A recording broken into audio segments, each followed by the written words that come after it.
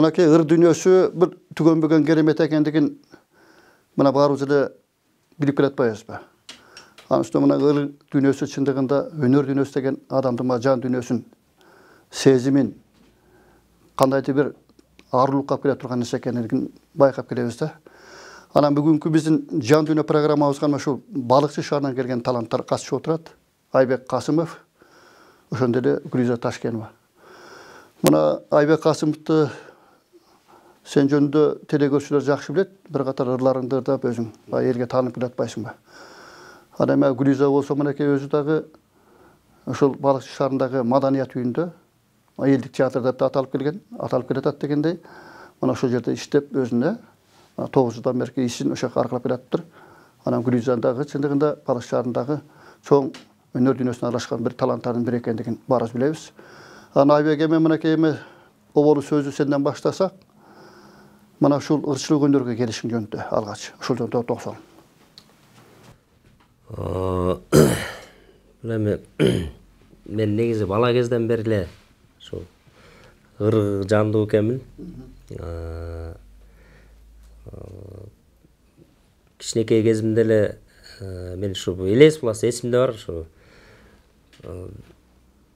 суунун жээгине отуруп алып, комуз таяк алып алып, комуз чертип, аргасы ырларды ырдап, бир жаныбарларды туурап ушинте берчикемин да. Өзүндө ошо Тоол аймакта чоңойгонсуң да. Тоң район Кызыл Туу деген айылында төрөлгөм. Анан ошондон уланбош керек. Бирок эң негизгиси бул эми атадан балага, небереге өткөн бир кандан келаткан нерсе, касиет болуш керек деп ойлойм да. Муну мен кийинчерээк уктум. Чоң аталарым дагы ушундай ырдап калчу экен. Анан таятам кадимки биздин Ыбырай атабыздын, Ыбырай Туманов атабыз менен курдаш болуп, ошол менен тең комуз чертип жүрчүкен. Анан кийин Шабдан Баатырдын комузчусу болуп жүрчүкен. Шабдан Баатырдын жанында жигити кылып эршип жүрчүкен, комузчу кылып таятамды. Чоң комузчу болгон экен. Ыбырай Туманов менен ошо зөңгүлөш.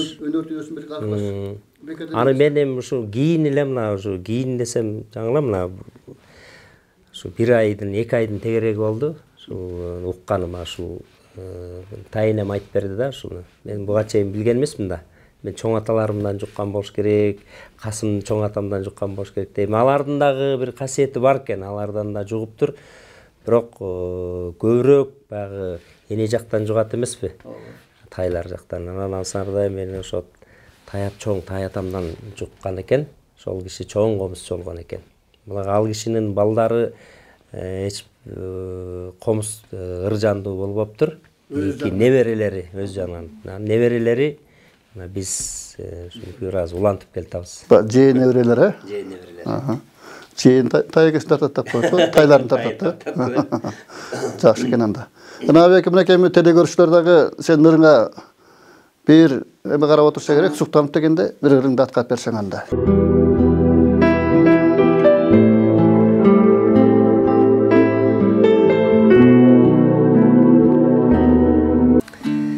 Жакшы болот анда. Ошо алгачкы чоң сахнага чыккан ырлардын бирин ырдап берейин. Бул жалпы элге атымды ушу тааныткан ырды ырдап берейин. Сөзүн жазган Сооронбай Жусуев. Ону Рыспай Абдыкадыров атабызга таандык. Кымбатым деген ырдап берейин.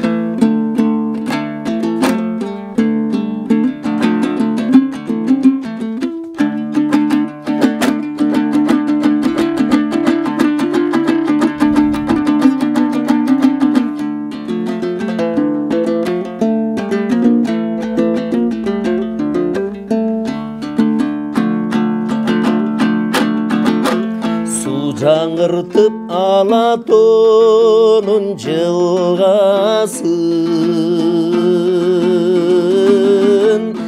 алатын шап торгойлордун ырдашын жаз жадырап мен турамын сун сайып жазда неге келбей койдуң кымбатым жазда неге келбей койдуң кымбатым жарқын гүлдер жасалгалап кыр башын жай чыгарып табихаттын сымбатын жер жапжашыл менин дөңүң кер сары жайда неге келбей койдуң кымбатын жайда неге келбей койдуң кымбатын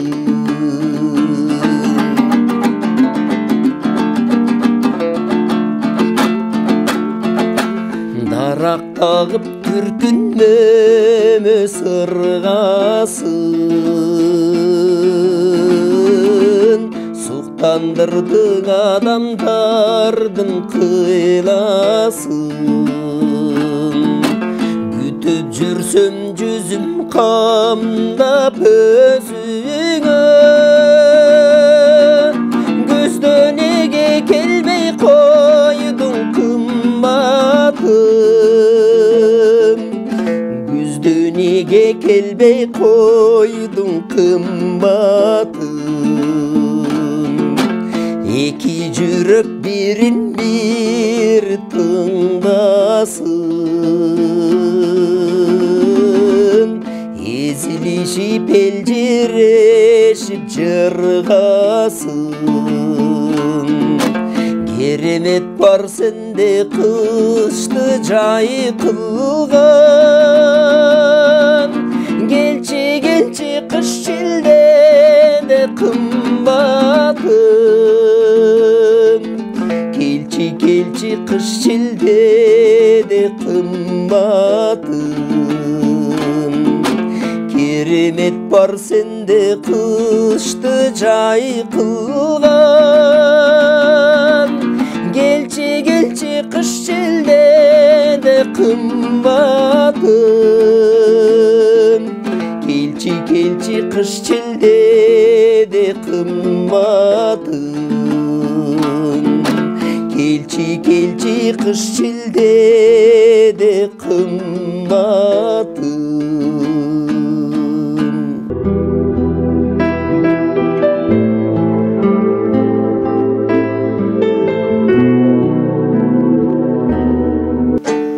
Рахмат Айбек, мына телекөрүүчүлөр чындыгында сени баягы эстрададан ырдап ушул кымбатымды алып чыкканда көрүп жүрчүлөр мынакей. Эми азыр комуз аркылуу ырдап атканды угуп атат, Мына кандай керемет үнүң бар. Мына нардагы ырларың ташкындай берсин алтын. Анан эми Гүлине сага келсек, мынакей сен дагы ушул балыкчылыктан атайын атарып келдиң. Анан эми ушу балыкчылыкта мынакей азыр өзүң маданият үйүндө иштеп атпайсыңбы? Иштер кандай негизи? Чыгармачылыкка болгон Маданият үйүндө азыр бардыгы жакшы эле болуп жатат. Өзүнүн угу менен кетип атат. Ар бир майрамдарда оюнзокторду уюштурабыз. Кичинекей сценка кылып концерт уюштурабыз ар бир майрам. Анан ар кандай банкеттерге делегация келет жайында. Аларды тособуз. Ушундай өзүнүн угу менен кетип атат. Өзүң Бибисара Бешмин Алиеватындагы Бибисара Бешмин Алиеватындагы театр экен ал. Анан бул чыгармачылык, бул өзчүлүк өнөр деген өзү татар нерсе да негизи. Şu өнөргө аралаш келиштеген кандай болду? Өнөргө аралаш мен өзүм кичине кезимде ырдап, бийлеп, музыка чөйрөсүнө аябай жакынмын. Үйгө коноктор келсе эле аларга концерт коюп, фамилия атында айта калып, концерт уюштура калган кездер болгон. Негизи мен бала кезден эле ушул музыка чөйрөсүнө чыгармачылык аябай кызыкчумун кичинекей кезимден эле. Маданият үйүнө өзүм балыкчы шаарынан төрөлүп туулуп өскөм. маданият үйүнө келип эле мектепте окуп жүргөндө эле ырдайм деп мына өзү Айбек байке өзү да турат. Айбек байкелер анда иштеп жүргөн кез 98 жылдары анда мен кичинекей кез келип ырдайм деп эле эшикин кагып калчумун. Ошондо эле бирик бар экен да. Келип ырдайын деп тилек кылып. Карачы. Анан мектепти бүтүп эле анан Бибисара Бейшеналиева институтуна 2001 тапшырдым. Анан өтүп кетип ошол негизи чыгармачылык театр чөйрөсү аябай кыйын. Аны да окуп кеткен киши окуп кетет экен. Анан Татаал да туура. Татаал анан 2006 жылга чейин баардыгына чыдап очно окудум. Терең билим алыпсың. Мына эми бизде ырчы кыздарды көйдөн чыккан обончу дагы эжекелериң бар буякта. Мына Канымгүл Досманбетова деген эжеке, эмнеген залкар обондорду жазган, керемет обондорду жазган дегендей. Элге таанымал, жана кыз дөрүктөрү, жана башка обондор кандай. Фрузенин кештери деген. Мына азыркыга чейин элдин оозуна түшпөй ырдалып келатпайбы негизичи. Демек ырчылык, талант деген өнөр дүйнөсү бул өчпөй турган нерсе экен да. Жана бийиктеги жанган жылдыздардай болуп, эч убакта чаң жукпай турганын көрүп атпайбызбы? Себеби Айбек мына ырдаган ырларын биз теледен көрүп калабыз. Мына республикалык телевидениеден берип атпайбы жана кымбатымдар жана башкаларын. Демек бул ушул чыгармачылыкты алып келаткан мурдагыларды улап келаткандар. Сиз билесиңер, орун толуктап келаткан. Албетте алардын көздөр өтүп кетти. Мына Экия Мукамбетов сыяктаган залкар обончулар бар эле. Билими жок болсо да ушул айылдан өсүп чыккандар. Анан өзүлөрү ушул коомубузда өзүлөрүнүн күүлөрүн, обондорун жараткан чоң таланттар эле да. Тура Аксыбай Атабаев деген эмне деген обончу мынакей ушул биздин өзүбүздөн жана башкаларды эми санай берсек арбын. Эми ушул ырчылык үйрөндүң дегенде кимдер менен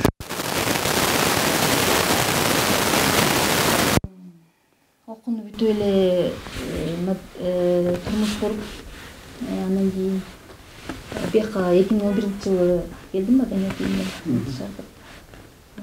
Ыр чөйрөсүнө аралашканда ырдап эле жүрүп эле анан ошо театрга институтка тапшырганда эле аяктан окуган чыккан эжекелерибиз окушту да Бейшеналиевада.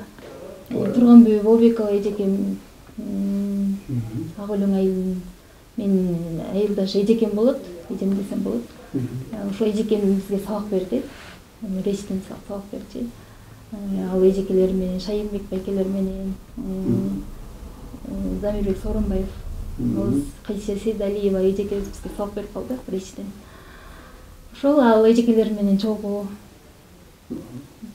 замандаш болуп чогуу жүрүп калдык.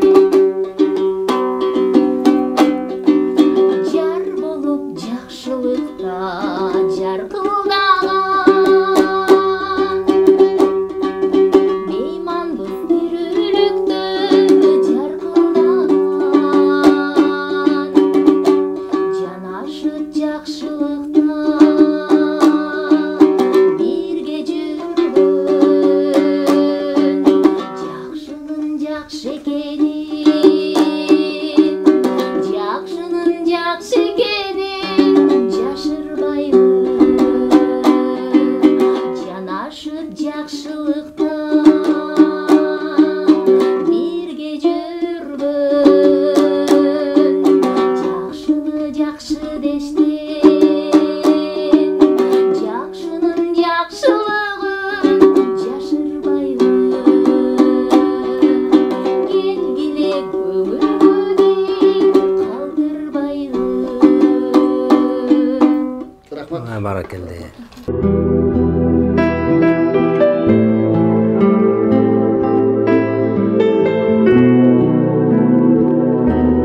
Республикасынын маданияттын мыкты кызматкери болдуң, Намды алдың.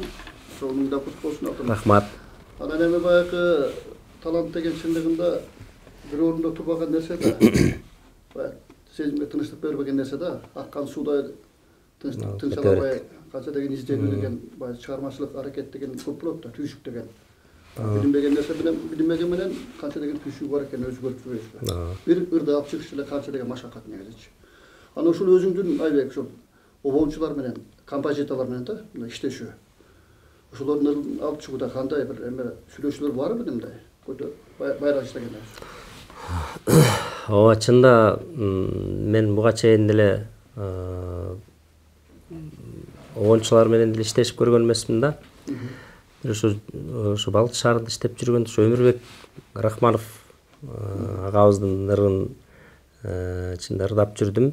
Ал киши менен ошо тыгыз байланышта ошол кишинин бир 4-5 ырын ырдап ошо Алтын фондко чейин жазылып калды да. Ал өзү обончу да. Ал өзү обончу. Андан кийин Омор Султановдун сөзүнө жазылган, Жалил Садыковдун сөздөрүнө жазылган обондорду Айсал кызы Ыдыкбекова деген эжекебиздин сөздөрүнө жазылган обондор, мыкты обондор бар. Ошо андан кийин эле ушу токтоп калды, андан кийин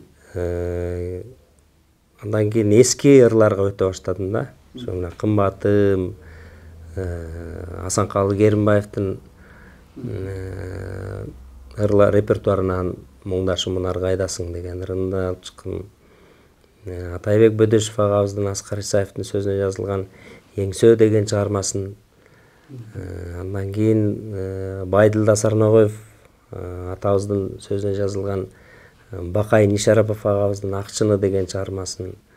Рыспай Абдыкадыровдун 3 ырын ушу Кымбатым, Ойбото көз, Жолугупсуз мага бекерсиз деген 3 ырын алып чыктым. Анан ушу негизи эле Кымбатымды ырдап чыккандан кийин көп обончулар чалып, менде ушундай обонум бар, ырдап бербейсиңби деп көп сунуштушту да. Элге жеткириш керек. Анан кийин эми чын эле кээ бирөө мындай жакшы обондор болуп калат. Кээ бирөө эми такыр эле табитиңе так туура келбей калган обондор болуп калат да. Мен мисалы үчүн көбү мындай оор басырыктуу ырларды жактырып ырдайм да. Анан көбүнчөсү ушу эски ырларга басым жасайм да. Анан ушу кийинчерээк обончу агаларыбыз ушу сунуштаганда анан кийин эми дароо эле мынтип түртүп сала алган жокмун чында. Эми макул деп эле алып эми көрөйүн дедим. Анан эми азыр чын эле толтура ырлар. Азыр үстөккө босток берилип атат ырлар. Меникин анан чалышат. Эмне болду, бейки даяр болду, ырдадыңбы деп. Анан эми тилекке каршы кээ бирөөнүкү ушу табитке туура келбей калат да, үнүмө отурбай калат. Анан Эсенбек Маданбеков агабыздын дагы чыгармасына кайрылып аткан убагым азыр ушу Эсенбек Маданбеков агабыздын менен мындай бир аз иштешип калып атам. Ошонун дагы бир жаңы бир чыгармасы бар. Түгөлбай Казаков агабыздын дагы бир чыгармасына көңүл буруп аткан убагым азыр. Анан ошо бирин-экин ошо обончулар азыр таарынбасын, эми көбү үчүн берип качан ырдап чыгат да, бул эми жылдыз болуп кетти, бизди карабай калды. Менин обонум такыр эле түртүп салды. Мен обонум биякта эле калып калды окшойт дейм. Чоң тиги композитор обончулар менен жүрсө деп ойлоп атса керек. Эми Кудай бир саларды дагы ишке ашырганга аракет кылам. Эми жүрөктөн чыккандар жүрөккө жетиш керек да. Албетте. Ооба. Анан ошо кээ бирөө ошо туура эмес болуп калат да. Эми аракет кылабыз, конечно. Туура. Турасын эми чындыгын айтканда. Жага тургандар да алыш керек. Ооба да. Өзүңө ырдайла турган. Аны биз айтып жүрбөйбүзбү? Аранжировка кылыш керек деп. Ооба. Аны көргөндө канча деген машакат. Азыр эми мурда баягы комуздун коштоосунда же аккордеондун коштоосун ырдап радиого өткөзсө элек, эми азыр баягы эстрадалык нукка салып, эстрада фольклорный кылып элге алып чыгып же болбосо радиого өткөзүш керек болуп калды. Ушундай болуп калды азыр. Эми анын баары эле жана сиз айткандай келип баягы финансылык каражатка келип такалат. Ар бир ырды жаздырыш эле бир өзүнчө түйшүк. Кеминде эле бир $500 кетет бир ырды жаздырыш үчүн. Анан ал ырды да багыш керек дегендей, ошого тууралап үнүңдү отургузуп анан ырдаш керек. Репетиция кылып, жөн эле бара калып ырдай калып эле чыгарып ийгенде дагы болбой калат. Бул жерин минтип койсом болмок экен, кээ бирөөнүн обондорун туура эмес ырдап алган убактар болот. Анан ошон үчүн ар бир ырды мындай кылдаттык менен мамиле кылып анан чыгарыш керек.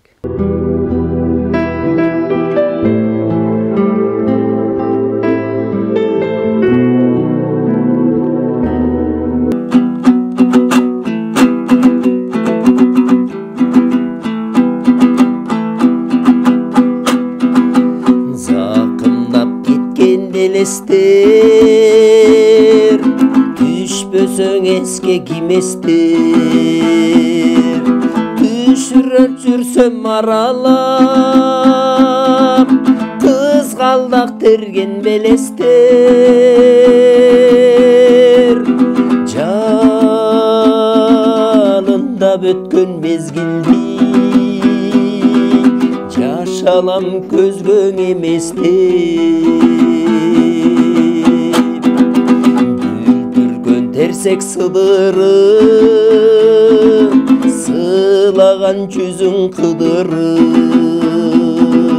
эркелеп тостуң ошондо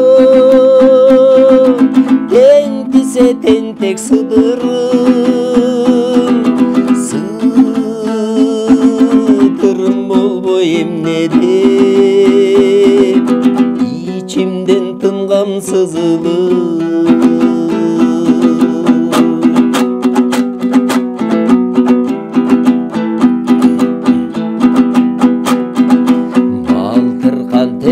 Караган балтырың чийип канаган, карабаяга кичкенсиң,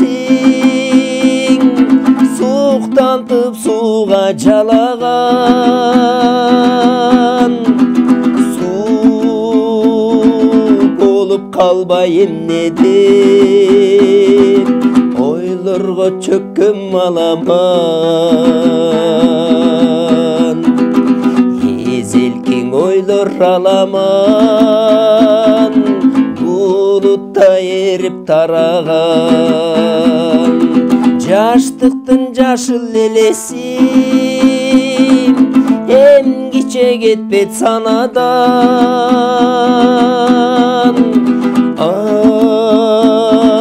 азырда жүрөк зырп этет, кызгалдак көрсөм таладан.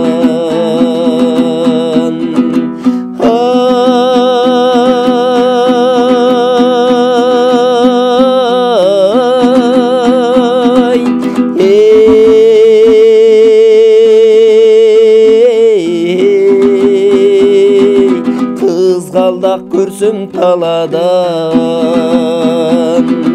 кызгалдак көрсөм таладан, таладан, таладан.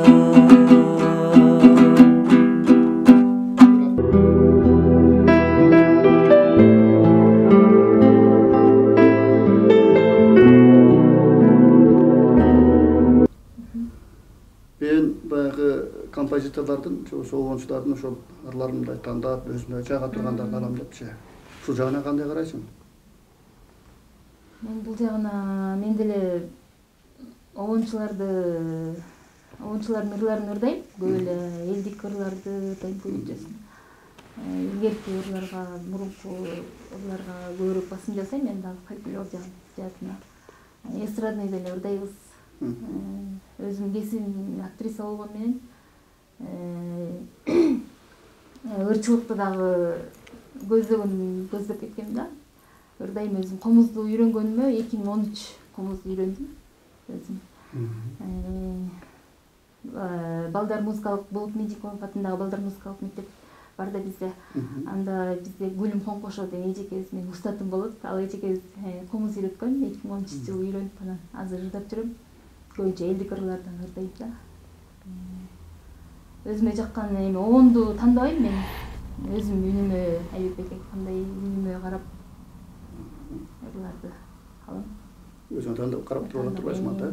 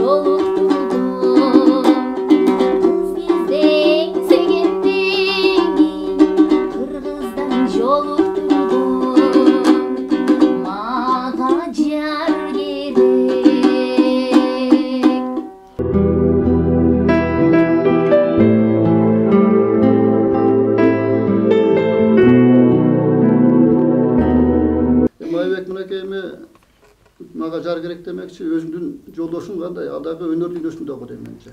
Ушул жөнүндө айтсаң. Чыгармачылык тааныштырган негизи. Жубайым экөөбүз чыгармачылыкта жүрүп таанышканбыз. Баш кошуп, анан 5 бала, ортобузда 5 бала бар. Анан көбүнчөсү ушу менен дуэт ырдайт көбүнчөсү.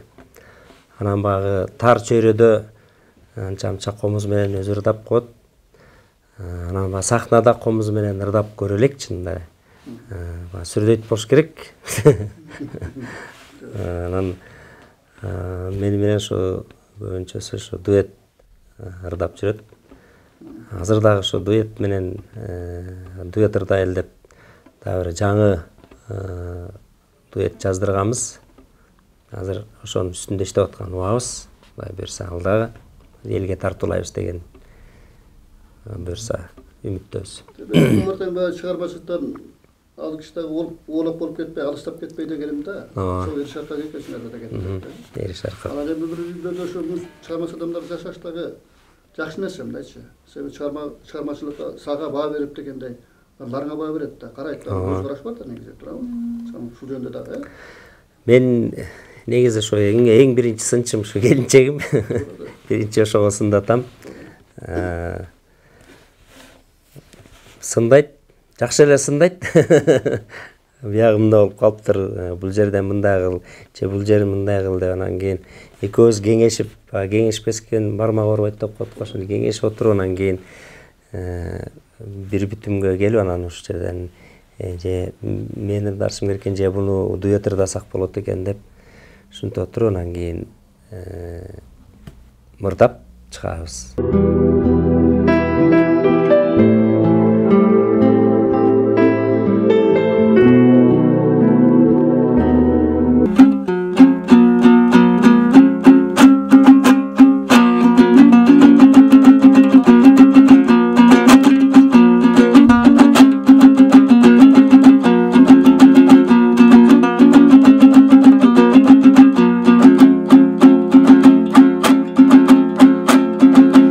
Чаңкаганда чай ичкин деп сен мага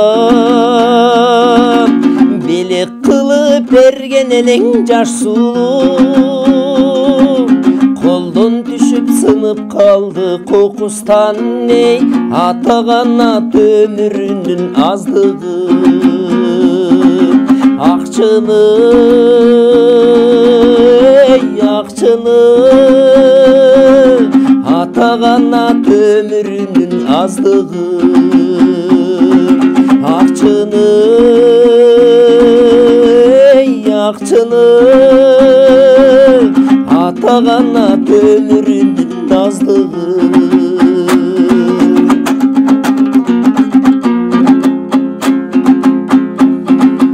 Ошол күнү чыны жатты быркырап, ар бир сынык өз алдынча буркурап. Сен сынсаң да сени сунган перизат эй, жашаса экен жары менен ынтымак. Акчыны эй, акчыны жашаса экен жары менен ынтымак. Акчыны эй, акчыны жашаса экен жары менен ынтымак.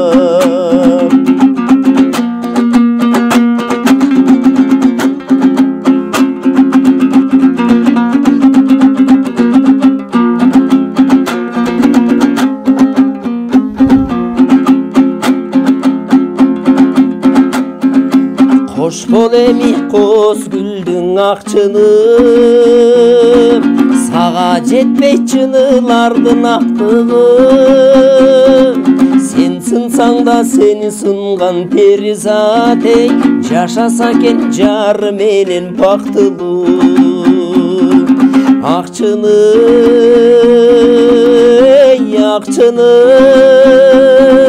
жашаса экен жары менен бактылуу. Акчыны эй, акчыны жашаса экен жары менен бактылуу. Жашаса экен жары менен бактылуу. Жашаса экен жары менен бактылуу. Рахмат Айбек. Билем сен актриса катарында дагы биз театрда өтпөйбүз, бейдик театр. Ана маданият юлгундан ичиндигинде силер оюндарды да аткарасыңар да. Драмалардан, аткарасыңар дегенде. Ошого да катышып жүрөсүңбү? Буга чейин Курманбек Токтомалиев агабыздын Кыз кылмай деген спектаклин коюп, аны 2013-жылы койдук, 2014 койдук. Анда Кыз кылмайда жеңесин ролун аткарган. Андан кийин Алексей Толстойдун Тогуз майга карата деп жеңиш күнүнө карата деп койгонбуз спектакль. Алексей Толстойдун. Ошондой спектакльдерди аткарып келдим. Көп эле ролдорду аткардым. Азыркы учурда ошо спектакль уюштура элекпиз. Чыңгыз сүйлөт спектаклин койдук. Анда Эркин Эгембердиев Бишкектен режиссерду чакырып атайын. Алар коюп кетти. Эркин Эгембердиев жашоо режиссер кытарыбызга азыр коюп кетти ошо. Görüşler көп эле эмес келишти. Келүүчүлөр көп эле келишет, эми анча көп эмес да. Чакырабыз. Маданият үйүнө. Маданият үйүнө чакырып. Анан эл аралап да коесуңар да. Азыр эми коронавируска байланыштуу болбой калды да негизичи. Коронавируска каршы аз үйдө эле жатып калбадыкпы? Чыкпай калдык. Онлайн эле. Балдарыбызды онлайн окуп үйдө эле отуруп калдык. Эми баардык шартка байланыштуу да. Шартка байланыштуу. Бирок чыгармачылык деген баягы токтобойт да. Үйдө болсо деле баягы чыгармачылык изденүү аракети боло берет да дегеним. Үйдө болсо деле бир ырды алып, жаккан ырды мен мону ырдайм деп ошол үстүндө иштеп үйдөн ырдай беребиз. Соц тармакта бар бизде. Анан менен телефондон прямой кылып ырдап көрөт атабыз байланышып карантинде.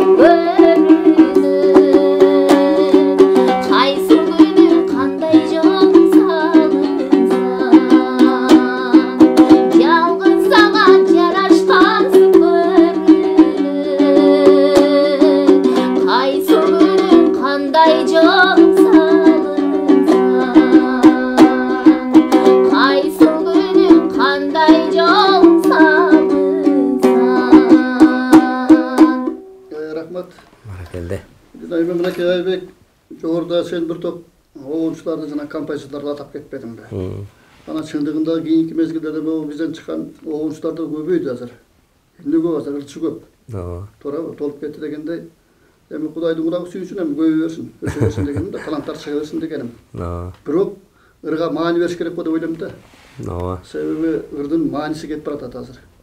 Себеби кээ бир жаштар чыгат дагы сөзүн дагы өзү жазып, ону да меники деп анан өзү ырдап чыгып атпайбы? Анан кээ бирде карап угуп турсаң, бир көңүлгө бир илинчек жок да. Mana жана силер деп аткандырларды мисалы үчүн жанагы сөздөрүн акындар жазган. Байдалы Сармогов сыяктаган тууралуу залкар акындар. Ошолор жазып, анан ошол обончулар ошолорду тандап алып анан кийин обон жазган. Обон жазчу дегенде. Азыр баары эле өзү акын, өзү обончу, өзү аткаруучу дегенде. Ушуга кандай карайсың? Сыймык агабыз айткандай, ырчы азыр эмне көп? Ырчы көп чынында эле. Анан эме дегендей тиги ошо Сыймык агам айткандай жанагы хулигандардан чыккандан көрө ырчы көп чыкканы жакшы го деп бир төлгө да кылып коебуз да. Анан ар дайым ырчы көп болсо чыкса чыга берсин, бирок жанагындай мааниси жок. Эми азыр чында заман ушундай болбоду. Мурда багы көркөм кеңеш деген мочкут сөт. Ошондон өтүп, анан кийин анан улусат берилчү да. Анан радиого өтчү, анан телевиденияга кетчү дегенде. Эми азыр ошондой хут сөт жок. Мындай көркөм кеңештен өтпөй, электен өтпөй, мындай каалаганы чыгып, жанагындай сөздөр мааниси жок бир сөздөрдү, ырларды чыгарганы кичине өкүндүрүп да, Анан учубуз кур эмес. Азыр эми көп жаштардын кичинекей балдардан бери азыр биздин ата-энелерибиз ушу комузга, биздин кыргыздын аспаптарына үйрөтүп аткан убактары да азыр. Чында азыр жаштар көп, жаштардын көбүнчөсү эми биз ошондой чөйрөдө жүргөндөн кийин багы азын оолак көрүп, билип жүрөбүз дегендей. Улуттук колориттеги ырларды көп ушуга өтүп атышат да. Азыркы эми эстрада ырчылар чынында эле баары көбүнчөсү ушу эски ырларды ырдап атышат да. Эмнеге ошону ырдап атышат? Анткени элдин табити музыкага болгон мындай угуу сезими баары бир жаштардыкын көбү жактырбайт. Ошон үчүн жаштар көбү ошо мурунку эски ырларга көп кайрылып аткан себеби ошондон да. Жанагындай күйдүм, сүйдүм, өтүп баратып, карабай койдуң, жыгылып кеттим, больницага жаттым, чыккан келбей койдуң дегендей сыяктуу да. Анан эми андай ырларды эле чыгып калган ошо өкүндүрүп эми. Бирок ошо жаштарыбыз азыр көбү ошо фольклор жагына биздин өзүбүздүн нукура кыргыздын аспаптарына берилип, ошо жан тартып, ошону үйрөнүп калалы. Ошол агайлардан Нышанбек, Нурланбек Нышанов агайыбыздан үйрөнүп атышат устаттарыбыз. Асылбек Насирдиновдон, Азамат Отунчиев деген инилерибиз бар. Ошо кыргыздын инструменттерин ошо муундан муунга өткөрүп берчү биздин инилерибиз да бар. Ошолорду көрүп чында сүйүнөсүң да. Бизде чында өзүбүздүн нукура колорит алып жүргөн мындайча музыканттар бар деп, ошо өткөрүп берчү, кийинки муунга өткөрүп берчү депчи. Анан кээ бир жаштар бар ушу обончунун багы ырын кээ бирөө туура эмес ырдап койгондор варианттар да болуп кетип атат да. Өзлөрү багы эме вариант кылып кошуп, коздоп коюп атышат. Бирок ашыкча коздоп кетип атат да, кээ бирөө ошибкага кетип калып атат да. Алымбек Коробаев деген агайым болгон. Ошо бир топ Акчардак, Тумарым, Алтын Шакегөңдө бир катар обондуу жакшылар бар. Албетте. Мен кээде теледен көрүп калам, ушул жанакы Акчардак деген обону алып чыгат. Өтөт жаштарыбыз. Бирок бузуп койгон да. Бузуп койгон. Ал өзүнүн немесине салып алганда, стилине салып алган. Ал эми нукура Алымбек Коробаевдин ал жазган композитор да чоң. Обону башкача. Адамдарга жугум деле ушулуктарда. Аны өзү билесиң, аккордеон менен алып чыкканда ушундай сызата ырдап чертип, анан сызата ырдап аткарчы. Туурабы? Жүрөктөн чыкканда жогоруда айттым мен, жүрөккө жетет. Муну ушундай болуш керек да. Анан жаштардын кээ бир жанакы сен айткандай жеңил жетпе ырлары бул өзү мезгил өзү тараза. Батере түшүп барат экен да. Элге жетпей калат экен, калып калат дегеним да. Анан мына мезгил өз таразалыгы ушул. Мынакы жана сендер деп аткандар мынакы түбөлүктө экенин көрсөтүп берет. Мынакы азыркы сени урдап келип атат. Ысбабек Кадыровдун Канымгүл Досманбетов эжекендерлары, Аксубай Атабаевдин оголдору дегенде туурабы? Асанкали Керимбаев жана башкалардын оголдору. Эмнеге керемет оголдор бар? Керемет оголдор.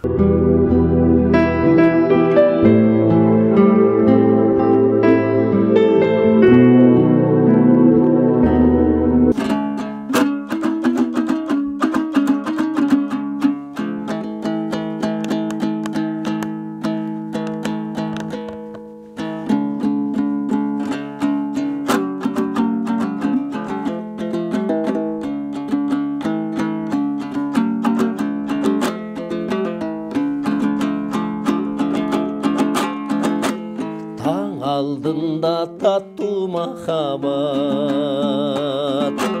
көл толкунуң улам каратат,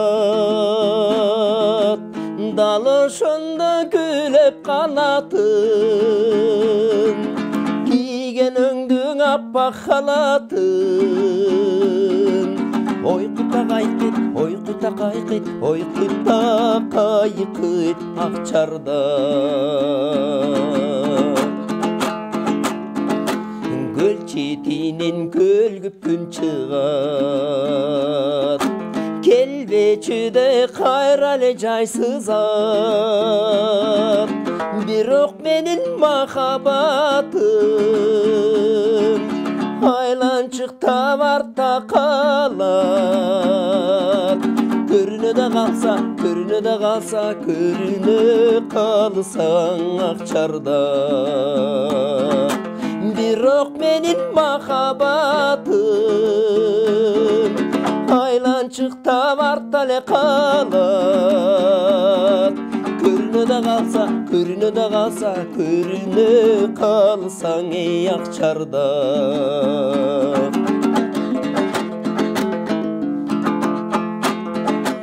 Көл түбүндө сүзөт Акчабак, көл үстүндө сүзөт Акчардак. Арасынан таппайм өзүңдү, унуттуңбу айткан сөзүңдү. Кайдасыңа сүйгөн, кайдасыңа сүйгөн, кайдасың сүйгөн Акчардак. Издейм бирок таппайм өзүңдү, унута албайм айткан сөзүңдү. Кайдасыңа сүйгөн, кайдасыңа сүйгөн, кайдасың сүйгөн Акчардак. Кайдасыңа сүйгөн, кайдасыңа сүйгөн, кайдасың сүйгөн Акчардак.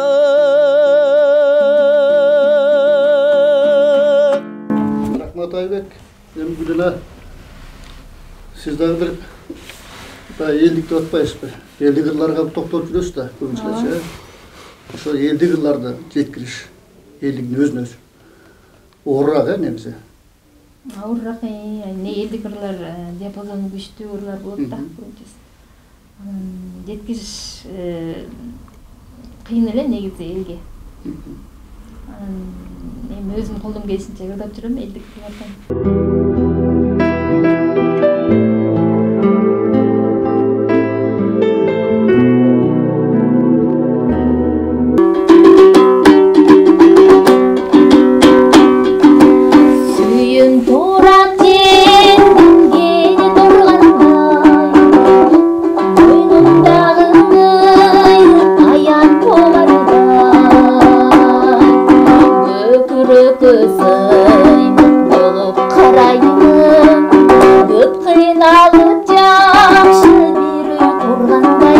Hey,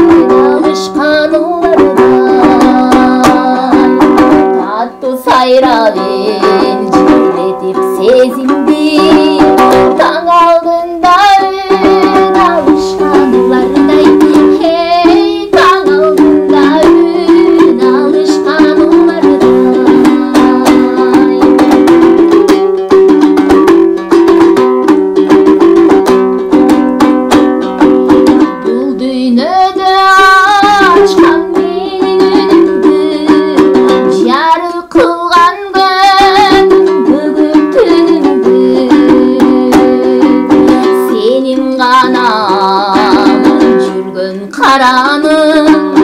Мен sen üçün табырдайм сүйүмдү. Эй, мен sen üçün табырдайм сүйүмдү.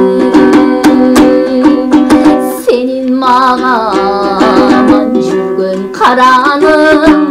Мен sen üçün табырдайм сүйүмдү.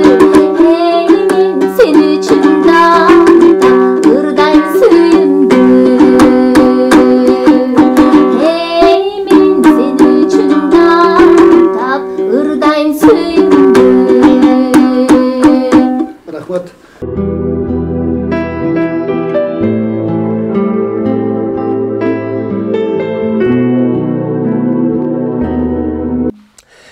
Элмирбек Иманалиевдин Ару затым деген ырын ырдап берейин.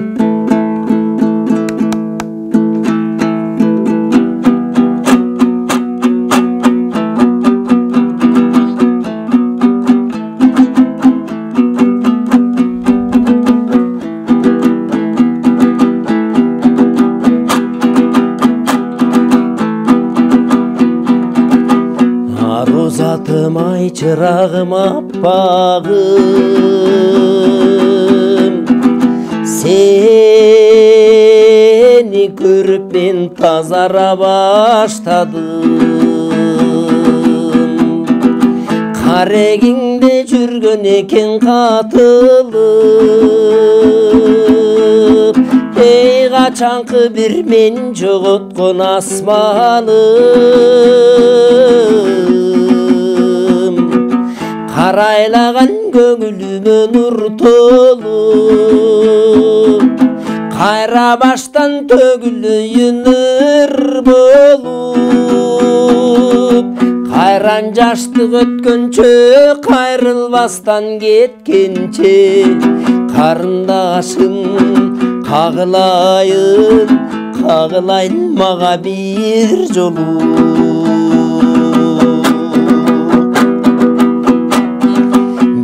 Жылан сойлоп өтүп сүйүмөн,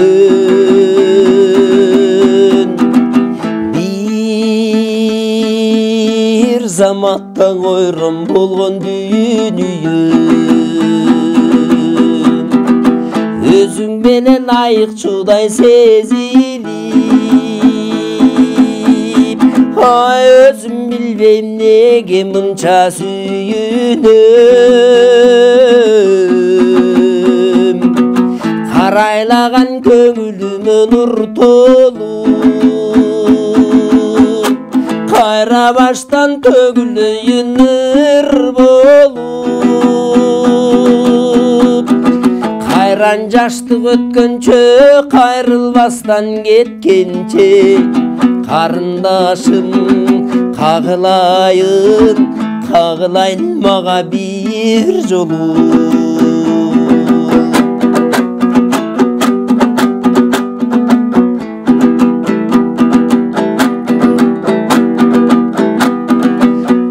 Мени каалагандай калчадың, акын калсаң алып бүтчү чарчадың. Жаштык узап кетелекте бир жолу, эй жашоо берчи жашылындай арчалым. Карайлаган көңүлүмө нур толуп, кайра баштан төгүлөйүн ыр болуп. Кайран жаштык өткөнчө, кайрылбастан кеткенче, карындашым кагылайын мага бир жолу. Карайлаган көңүлүмө нур толуп, кайрадан бир төгүлөйүн ыр болуп. Арман болуп дүнүйөм айрылганча сүйүнөм. Ару затым айланайын мага бир жолу. ару затым айланайын кагылайын мага бир жолу. Рахмат эме. Сіздерге атайын ушул убактыңыздарды бөлүп, биздин атайын бүгүнкү жан дүйнө программабызга катышып бергениңиздерге. Анан Айбек, Гүлназ сіздерге дагы мындан ары дагы чыгармачылык ийгилик каалайбыз. Рахмат. Юбилейиңиздер менен дайыма аман эсен болуңуздар. Чыгармачылыгыңыздар өркүндөй берсин, өсө берсин. Рахмат.